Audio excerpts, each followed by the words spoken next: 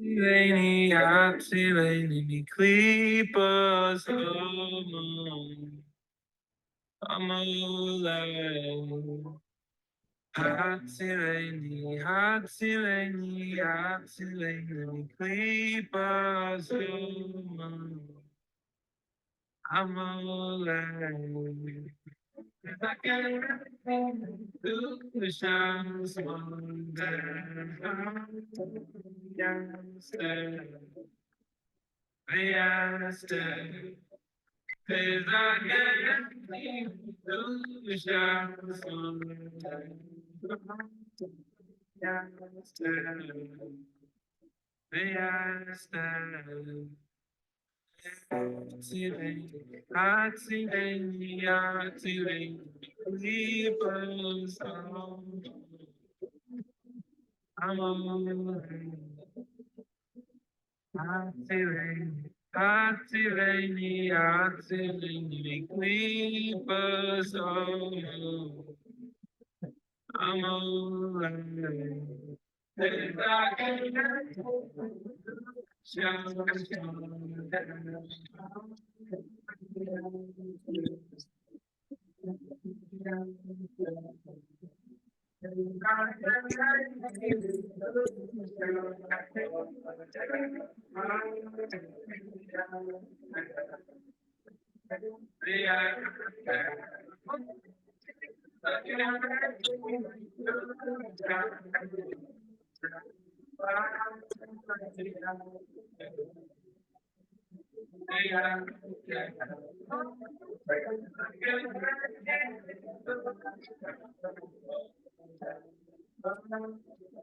Are we gonna learn something?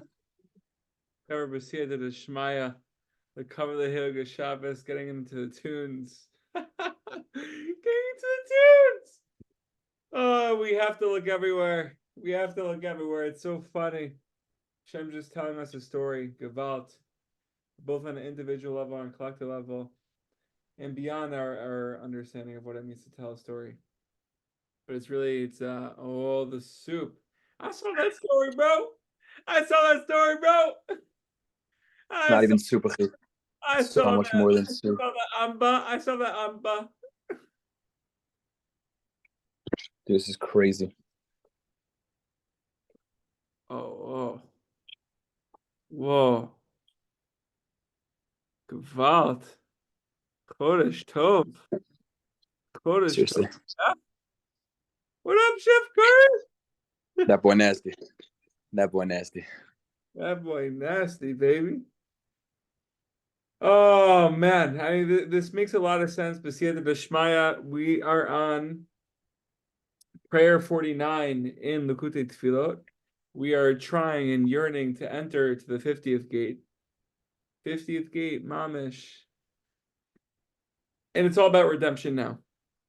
We're gonna have the Aziz de Kedusha on Rosh Chodesh and Rosh Chodesh Nisan to pray for redemption. Redemption on all individual levels and also on a communal level, a nationwide level, a world level, B'siyata D'Shmaya. And so we come to you, Ribbona Sha'olam, Master of the world, the God of our fathers, God of Avram, of Yitzchak and Yaakov, right? We're bringing the schus of our forefathers. God of all the true tzaddikim. We're attaching our tefillah to the tzaddikim, Chevra, like Rabbi Nachman tells us to do in Likutei Haran.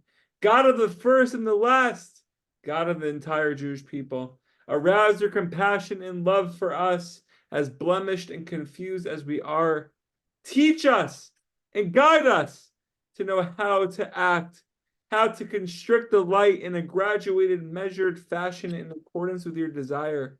For you know that we must yearn for you always, long for you in truth, and run after you like a mighty man running upon the track. Yet we have lost days and years in vanity and emptiness cast away from you. What can we say to you, Hashem? You who dwell in the heights? What can we tell you? You who make your habitation in the heavens? I do not have the mouth to speak or the arrogance to lift our heads. There is no way out of these areas where we have been trapped by our many sins in a graduated and orderly fashion. We must escape quickly and run with all of our might. We must rush to save our lives and not even look behind us. We cannot delay even for a moment. Like the Jews in Mitzrayim, they left with chipazon. B'siyat l'shma, we should flee to the Ribbon Shalom with chipazon and in every aspect of our avoda. B'siyat l'shma. Guys, we're in Sichot 12 in Sichot Haran, and we're on part 2. We're on part 2. I don't know how this is connected. I don't know how it will be connected, but it will be connected. Mamish, b'siyata d'shmaya. When a person wants to pray, he encounters many distractions. Still, he should give himself over entirely to the task, exerting every effort to pray properly, even if his prayer is not perfect. His every effort is like bringing a sacrifice. In the category of for your sake, we are killed each day. Yeah. The same is true of all devotion, not just tefillah. You may wish to perfect and sanctify yourself, but find yourself unable to do so. Still, the effort and suffering involved in the frustrated attempt are not in vain. This is mamish chizuk, Hebra. Mamish chizuk. I'll just give you like a little insight. I feel like every single, especially since I started work, I'm sure Chaim could attest to this because he's in school. We go from one world and one way of living to the next, right? It's a new tekufa in our lives, right? And what the structure that is now present was not there before, right? The 9 to 6 and the traveling before that, or the school that is now that wasn't there before, and the different environment, the different people, the friends, the people waiting to become friends, right? All these things were not present before. So now I find myself, and maybe you could relate to this, like I feel like every single day and especially a week like post Shabbos, where I'm just like fired up for the week. I'm like, okay, I'm gonna be on a new schedule. I'm gonna fire myself up. I'm gonna be doing this, I'm gonna be doing that, I'm gonna be changing this, I'm gonna be changing that. And then I find that I'm not able to quote unquote perfect myself, or not able to achieve what I want to achieve. Rabbi Nachman is saying that still the effort and suffering involved in the frustrated attempt are not in vain. They're all an offering to Hashem, included in the category for your sake. We are killed each day. We are counted like sheep for the slaughter. All these desires of ours to get closer to the Ribbon Shalom, and all the plans and all the tactics that we're trying to implement in our lives, they're not in vain. They're not in vain. And they all matter so much and are so dear to Hashem. They're mamish offerings. Therefore, always do your part, says Rabbi Nachman, whose birthday is today, by the way. Rabbi Nachman's birthday is today. I just found that out an hour ago. Therefore, happy birthday, Rabbi Nachman. Therefore, always do, and it makes sense that it's in Rosh Chodesh Nisan. Therefore, always do your part, making every effort to serve Hashem to the best of your ability. Whatever task is at hand, do it all your might. Do it with all your might. Keep it up when all your efforts seem to be frustrated and all your attempts in vain. Do everything in your ability, and Hashem will do what is good in His eyes. At the end of the day, Chaber, we're doing Hashem's will, and we have to try our best. We have to try our best. And imagine if we had one good moment where he felt okay. It's mamish everything. And this is where I said at the beginning, or maybe this will be connected or not. I'm trying to learn. I started a couple nights ago learning about the Tanaim and Amoraim. There's this beautiful book by ArtScroll, Introduction to the Talmud, where it basically brings you through all the Tanaim and Amoraim, I'm pretty sure. And then it gives you like a basic biographic sketch on them and the teachings, and it's a beautiful thing. It's an ArtScroll book. I think it's $50. Big in TVA, that one, no? It's huge in TVA. Oh, it is? You go in there, you see it everywhere. Oh, it's really cool. I mean, I haven't been back in a while, baby. I haven't been there in a while. I mean, I haven't been there since Rosh Hashanah, or Yom Kippur. Yeah, it's a crime. But we'll start with the Dude, first. go gas up. We'll start with Aleph. We're starting with Aleph, of course. We're starting with Aleph. And the first Amora that our school brings, and they go in alphabetical order, is Rabbi Abba. Rabbi Abba, we're not going to go through the whole in the whole biographical sketch because it'll take a couple minutes, but we'll just give a brief something. So, in Chevra, I mean, when we mention these names, we can't even imagine, and I lose myself when let's say quoting Rabbi Nachman or speaking in the name of Rabbi Nachman or quoting the teachings of Rabbi Nachman, we have to realize the magnitude at which these tzaddikim were on. It's beyond our perception. It's beyond our beginning of even trying to grasp the light that they were on, the light that they had, the light they were able to share to the world, and the light that is just a continuous flow for all of us to drink from is unbelievable. Rabbi Abba, I mean, Rabbi Abba. We're talking about Rabbi Abba. Rabbi Abba. Okay. He's the second and third generation of Mora. Talmud Yerushalmi. He's called Rabbah.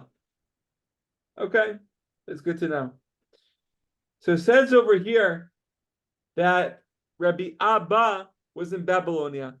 His teacher was Rabbi Yehuda, who I don't know much about. But Rabbi Yehuda was a student of both Rav and Shmuel. He in the yeshiva of Pumbedisa. We have to get a map. It's unbelievable. So Rabbi Yehuda was not so excited about Rabbi Abba moving to Eretz Yisrael to go learn there under Rav Yochanan, who was the leading Rebbe at the time in Eretz Yisrael. He was the one who put together the Jerusalem Talmud, the Talmud Yerushalmi. And Rabbi Abba really wanted to go to Jerusalem, really wanted to move and make Aliyah through Nefesh B'Nefesh.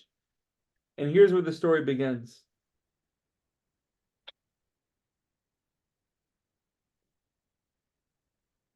No. Although his Rebbe, his mentor, Rabbi Yehuda, disapproved of the Babylonian sages leaving for Eretz Yisrael, Rav Abba was encouraged by his close colleague Rav Zera, who we'll learn more about later on. Maybe not tonight, but another night. Who had already made his way there despite Rav Yehuda's objections. After Rav Abba decided to leave, he hid from his mentor, fearing Rav Yehuda would explicitly instruct him not to immigrate. Just before his journey, Rav Abba, this is Rav Abba, the Talmud of Rav Yehuda, could not resist going one last time to Rav Yehuda's study.